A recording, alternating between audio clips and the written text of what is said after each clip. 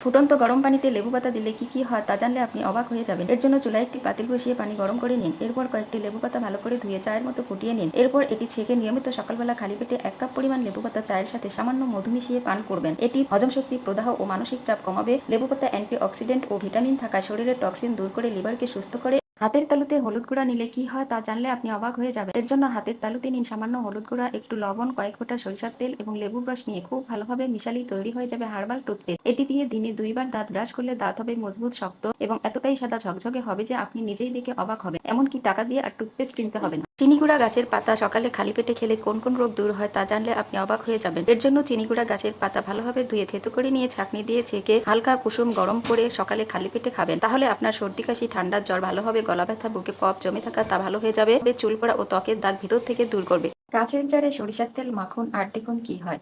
ডাল কিনে এনে অনেকদিন ডাল রেখে দিলে পোকা ধরে নষ্ট করে ফেলে। তার জন্য বয়ামের ডাল রাখার আগে বয়ামের উপরের অংশে এবং বয়ামের মুখের অংশে সরিষার তেল মেখে দিয়ে ডাল রেখে দেবেন।